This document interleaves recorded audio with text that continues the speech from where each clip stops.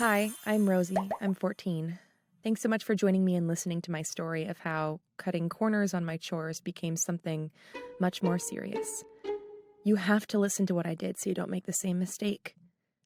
This is my house. There's plenty of windows, right? Well, there's plenty of people. First, let me introduce you to my family. First, there's Mom and Dad. My sister Shelly is 19. I hardly see her because she studies all the time. My brother Aaron is 2 years older than me, and he likes to be noisy. They don't always get along. Then there's me. Then there's my 10-year-old brother Charlie. Next is Olivia. She's 8. She loves to paint. Then there's Bobby. He's 5. And the baby of the family, at least until my parents have more, is Sienna. She just turns 3. That's right. My parents have 7 children so far. They just love kids. There are some bad things about coming from a large family. I've never been on a plane because the tickets would cost too much for all of us to travel. In the summer, we mostly just stay home. But there are enough of us to play some pretty cool games. We are experts at hide and seek. One of the bad things about living with this many people is the food. If you open a basket of biscuits in this family, it's gone immediately. And that a lot of people eating a lot of food means a lot of dishes. And we're super fussy eaters. Shelly pretty much lives on crisps. Aaron can't get enough chicken. Bobby has allergies. Mom is vegan. And Sienna loves cucumber. But only if it's cut into discs. In fact, if you want her to try anything new, you pretty much have to cut it into a circle. Charlie, Dad, and me eat pretty much everything. My dad said once that if he kept the dishes clean all the time, then he'd never have a chance to cook us any food. Thankfully, we have a dishwasher. Everyone in our house does chores, even Bobby. And it's my job to load and unload the dishwasher. It used to be Shelly's job, but she's got super important exams, so now the dishes are my responsibility. Everyone knows to put the dirty dishes on one side and get clean dishes from the other side. We don't put them away. We use them too fast for that. It's exhausting. There's just never a time when everything is clean. One day in the summer, we were having an epic game of hide and seek when Mom called out, "Rosie, dishwasher's finished." I went to the kitchen, annoyed that I was missing the game. I quickly got all the clean dishes out and piled them up on the side. Then I chucked all the dirty dishes in. There were more than usual because Aaron was teaching himself how to cook. His dish of the week was Southern fried chicken. However, it was a miracle. I nearly got everything in. There was just one bowl left. I looked at it. It looked clean. I knew that Olivia had been painting earlier that day. I thought she used the bowl to wash her brushes. I was kind of annoyed. Even though it was my job to do the dishes, she was old enough to tidy up after her hobbies. I rinsed the bowl for 2 seconds in some cold water and moved it to the clean side of the kitchen. I had finally done the dishes. I raced back to join the game of hide and seek. Pretty soon, Dad called out, "Hands at the ready," which is his dad way of telling us to wash our hands before we eat. We had slices of tomato, bread rolls, meat, and cucumber. Slices of banana and some cheese. Sienna wouldn't try the cheese until Bobby cut it into the right shape with a cookie cutter. And some of us had the chicken that Aaron had made. It was delicious. Dad joked that he should be a chef when he grows up, but Aaron said, "There's no need. When I'm a famous rock guitarist, I'll employ a chef." Pretty soon after that, everyone got sick. Mom got sick. Aaron got sick. Olivia got sick. Bobby got sick. It was awful. Just when we thought everything had calmed down, Sienna got sick. They were sick for about 3 days. Then, thankfully, everyone began to get better. Everyone except Sienna. She just couldn't eat or drink anything, not even water, until Mom realized there was only one thing to be done. It was awful. Mom and Dad were so worried. I'd never seen them looking so frightened. Once she was in the hospital, Sienna got a lot better really fast because they put fluids inside her to help the dehydration. Then they did a bunch of tests. And then they discovered she had a kind of food poisoning called Campylobacter.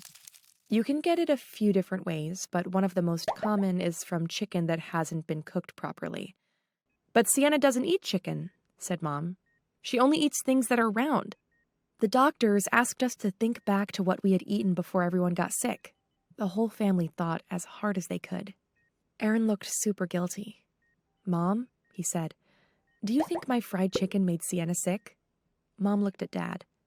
"The chicken was cooked all the way through," said Dad. "We tested it really carefully. And anyway," said Mom, "I got sick and I didn't eat the chicken." "Who ate the chicken?" I asked. We worked out that Dad, Charlie, me, and Aaron had all had chicken for lunch. The doctor asked, "What else did you have that day?" "Cucumber," said Mom. "We have cucumber with every meal." "But people can't get sick from cucumber," I said. Can you believe it was the cucumber that made everyone sick? But sure enough, we worked out that everyone who got sick had eaten the cucumber. I still didn't understand how my family had gotten so sick from cucumber when the doctor said, "This bacteria can also spread through the juices of raw chicken if you don't wash all the dishes properly." "What?" I said. "We have a dishwasher. I just load and unload." And then I remembered. The bowl. For a moment, I considered not telling my family what I had done, but I knew I would never live with myself if I didn't tell the truth. "The bowl with the purple stripe," I said. "I thought Olivia had just used it for painting, so I just quickly rinsed it." And Aaron looked horrified. "The bowl with the purple stripe! I put the chicken in it before I did the spices." "Oh, Rosie," said Mom, so sadly. Somehow, the fact that she was sad was worse than if she'd been angry. I started to cry. "Mom," I said, "I'm so sorry. I just wanted all the dishes to be clean." I didn't think I could feel any worse than at that moment. But I could, because just then, Sienna said, "Mommy, my legs feel all funny." The doctor said, "Everybody out," and we watched through the window. The doctor asked Sienna to move her legs, to try and get out of bed, but she couldn't. She couldn't move her legs at all. She was paralyzed. They had to do a bunch more tests. And then the paralysis spread to her arms. Sienna had a rare reaction to the Campylobacter bacteria.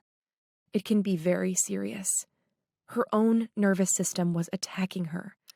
Mom and Dad were at the hospital all the time, and we went in for visiting hours every single day. Thankfully, Sienna was really lucky. The paralysis only lasted 2 weeks. But I can tell you, it was the longest 2 weeks of my life. When she came back home, she was pretty much back to normal. Except because hospital food comes in all shapes and sizes, she learned to eat things that aren't round. Now she likes things in all shapes and sizes. And me? I learned never to cut corners on my chores. So, that's how I poisoned my family and paralyzed my sister. We're super lucky that she didn't die. Have you ever cut corners on your chores? Let me know in the comments. I'm sure I can't be the only one. And here, thankfully, things are pretty much back to normal. I'm coming to find you! Hey, I am Mara. I am 15 years old, and I ended up being a big disappointment to my family. The last few months really started to take its toll on me, and it also turns out that my doctor had a nasty surprise for me as well. All I wanted was to be a normal teenager like my friends. From an early age, my parents and especially my grandmother had great expectations of me. I constantly heard that mediocrity was for others, and that I should not be satisfied with that, and that I should never waste my talent. The problem was that I had 2 very good talents, ballet and chess, which is a good thing you might think, but not in this case.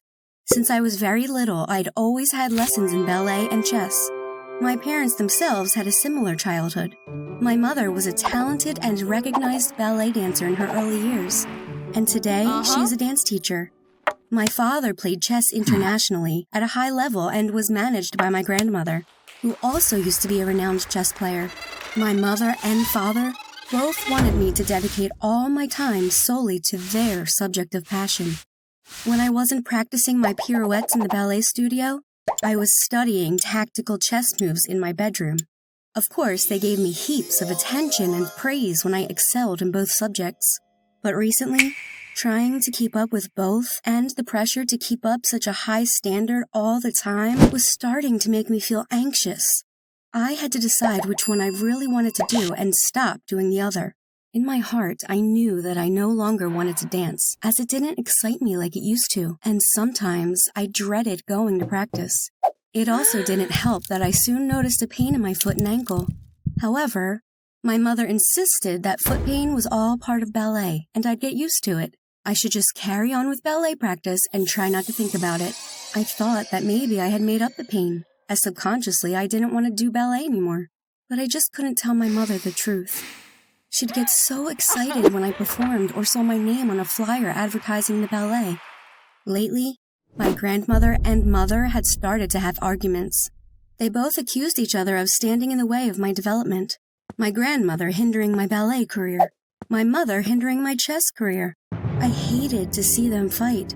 My grandmother insisted I participate more in chess tournaments on the weekends, while my mother wanted me to have more time for dance practice.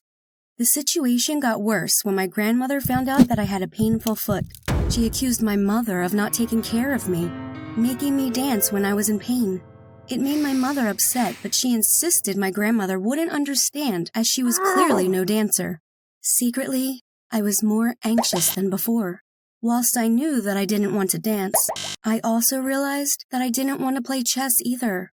I just wanted to do what other teenagers did, like go to the cinema or the bowling alley. Not practice ballet for 2 hours before school, then play 2 hours of chess after school.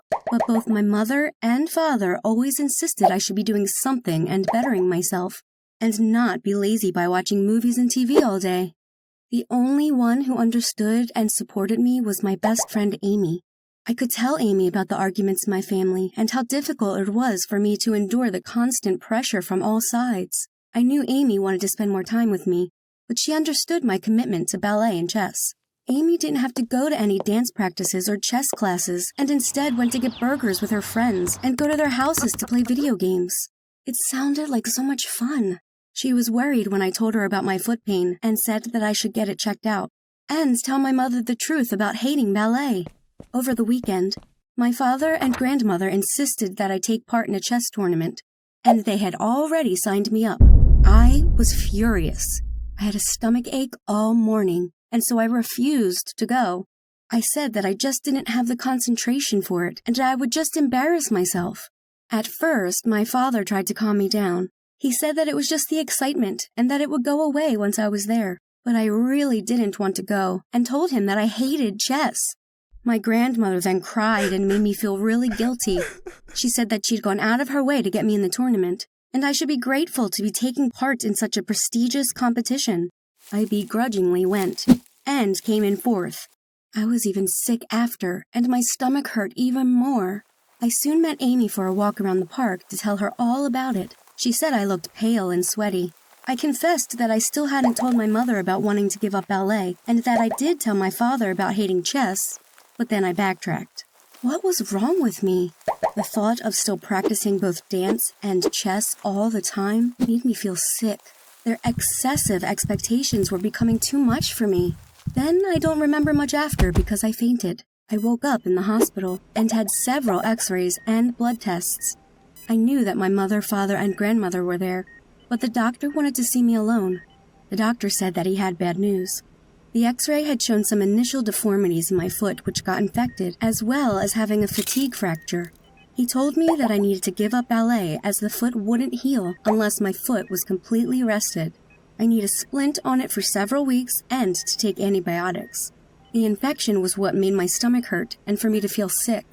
On one hand, I was relieved I didn't have to dance anymore, but on the other, I knew my mother would be disappointed. I waited for my mother to come back home, and she arrived with my father and grandmother. I told her what the doctor had said. It wasn't surprising that she got upset, and I apologized as I knew how much she wanted me to dance. My grandmother was insensitive and told me that giving up ballet meant that I could now concentrate on only chess. I would be a chess champion before the year was out. But this time, I said no. I told them that I can't and won't fulfill my father or grandmother's dream of becoming a great chess player either. I wanted to find out what I wanted to do, and all this pressure they had put on me was too much. My mother confessed that her mother had made her dance until she also got an injury, but her mother never spoke to her again. She wasn't going to be like that. My father also felt guilty about pressuring me and agreed that yes, I should spend my time doing something I am passionate about. He and my grandmother promised to stop going on about chess. And so, what did I become passionate about? Well, I still don't know yet, and that's okay. There's no point just doing dance and chess to please someone else.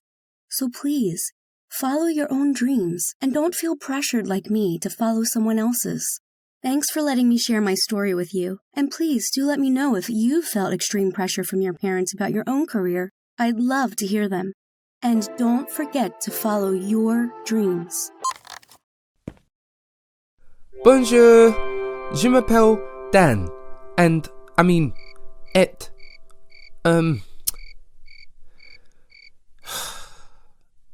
Never mind. I'm Dan, and I'm 14 years old. And my story, well, it won't make me look good, but I do regret what I did, and I know how much I let everybody down. Because I faked an injury to get out of a school test, and boy did it spiral out of control. You'll never believe it. So, here's what happened. Firstly, a quick rundown of my family. There is Mum. Then, there's my older sister, Anne. Then, there is my other older sister, Sal. Anne and Sal fight like cats and dogs. Anne always accuses Sal of stealing her clothes and makeup. And in my story, there's also my best friend, Rob.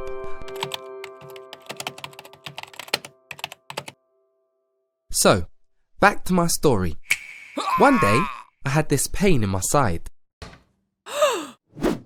Appendicitis.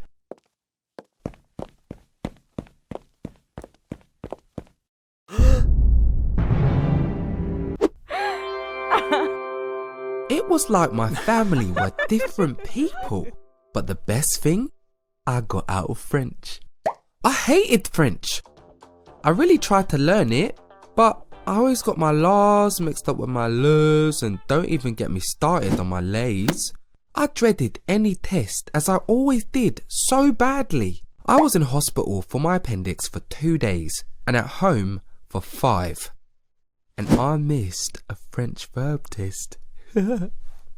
Even better was that the French teacher, Mr. Saflow, said I shouldn't worry about the missed verb test, that he'd grade me based on what I'd done on my coursework. Result! French coursework was easy as I looked everything up. My appendix was the best thing that ever happened to me. That was, of course, until I got better.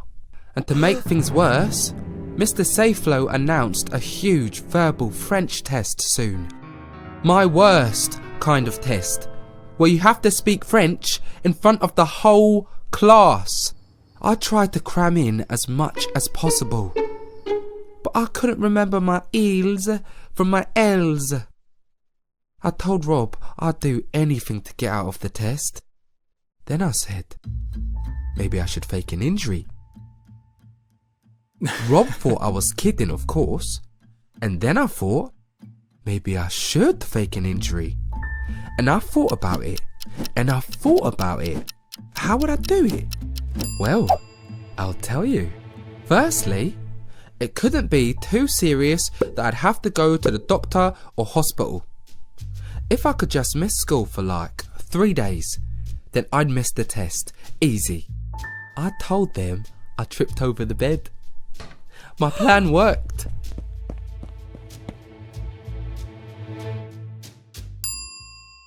The next day, Mum said I should rest my ankle and stay off school.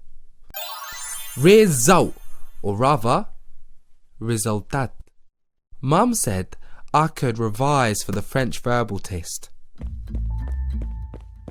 but I knew I wouldn't need to. Rob phoned to see if I was okay. He laughed and said that at first he thought that I'd faked it like I joked about, but that I would never do that. Would I? The next morning was a close call.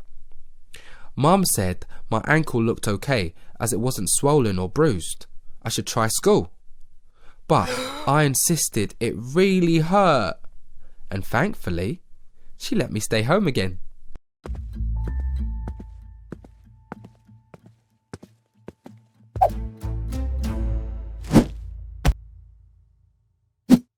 But I had to make it look convincing, as the French verbal test was the very next day.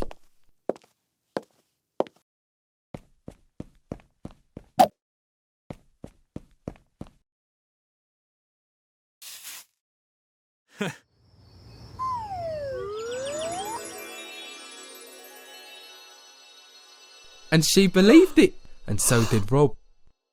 Anne and Sal had been getting on lately, but then Anne accused Sal of stealing her makeup, which Sal denied. But I couldn't tell them it was me. I'd done it. I'd missed the stupid test.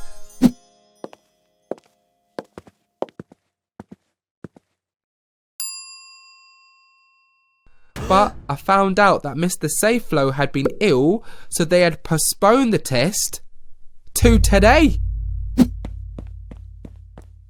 I hadn't even bothered revising as I'd thought I'd missed it. There was only one thing to do. I had to fake being sick to get out of it. Mr. Safeflow wanted to call an ambulance, but I insisted it was something I ate. Did I feel bad? Yes. Would I do it again? No! And I got away with it. Then, unexpectedly, I got a visit from Rob. He asked me if I was really ill. Was I faking it like I joked about? I denied it, of course. He then said he'd seen me walking okay. I said that he was seeing things, that this wasn't making me feel better. How could he think such a thing? He was just jealous. And of course he was right. But I couldn't tell the truth now, could I? Maybe I should just study. I mean, I can't get out of every test forever, can I? Then the most horrible, terrible, traumatizing thing happened. Mr. Safeflow wanted me to do my verbal test right there and then. There was only one thing for it. Yep, I pretended to faint. I mean, what would you have done? And this time, the school called an ambulance.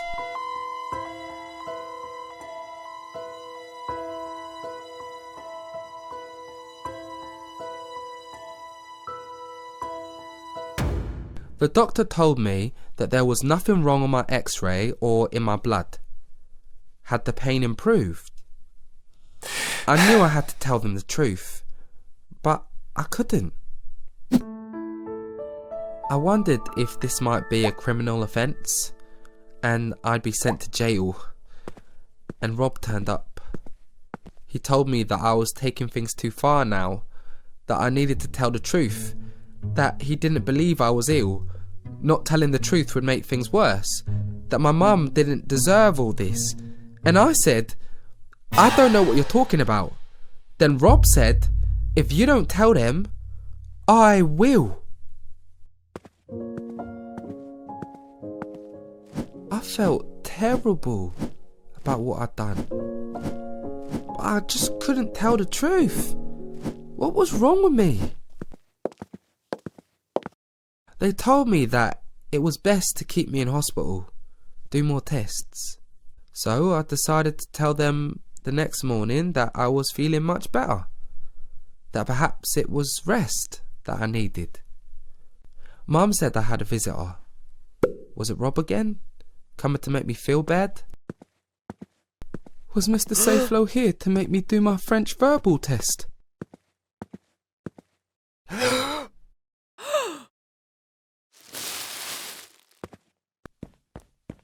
Mum told me that the doctors wanted to operate. Open me up to see what's wrong. There's nothing wrong with me! I said I was sorry, but it didn't seem enough. The doctor said how me lying stopped other people from getting an x-ray or seeing the doctor, someone that really needed it. What had I done?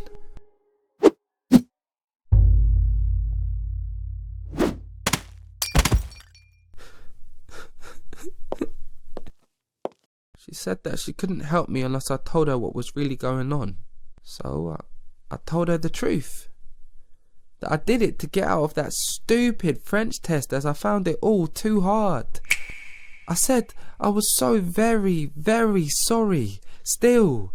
That every time I thought about what I did, I cringed. That I realised what I did was wrong.